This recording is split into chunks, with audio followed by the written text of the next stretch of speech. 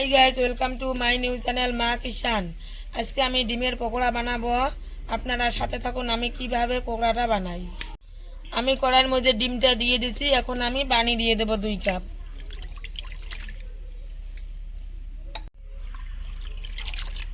এখন আমি চুলার মধ্যে কড়াইটা বসে দেব। ডিমটা আমি সিদ্ধ করে নেব। আমি ঢাকি দেব। আমি ডিম পকোড়া খেতে খুব ভালোবাসি, সেই কারণে আমি ডিম পকোড়া রেসিপি আজকে করব। আমার ডিমটি সিদ্ধ হয়ে গেছে, এখন আমি ঢাকনাটা তুলে দেব।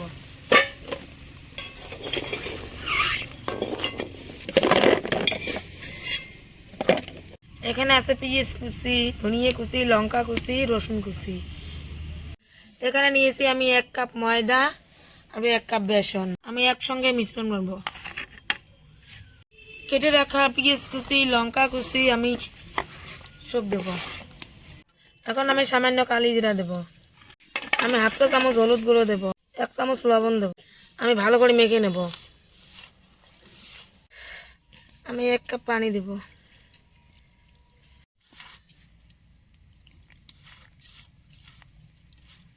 এরকম করে ভালো করে মেখে নিতে হবে। এখন আমি কড়াইতে বসে দেব।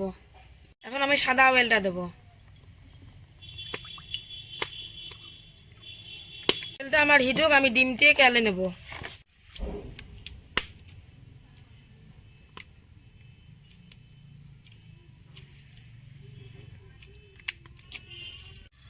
আমার ডিমটা কেলে নেওয়া হয়ে গেছে। এখন আমি ডিমটা পিস করব।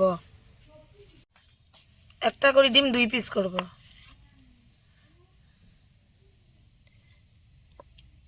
এখন আমি ডিমটা মেখে নেব বেসনত।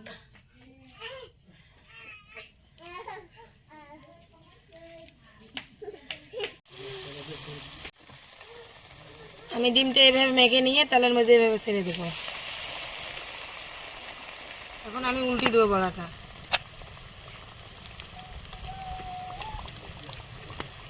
ডিমের বড়াটা হয়ে গেছে, এখন আমি নামে নেব।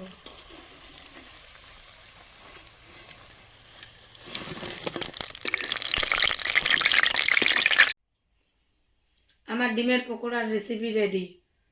ভিডিওটা ভালো লাগলে লাইক, কমেন্ট, শেয়ার, সাবস্ক্রাইব করেন। দেখতে পাচ্ছেন আমার মোনা ডিমের পকোড়া খেতেছে। এই দেখেন।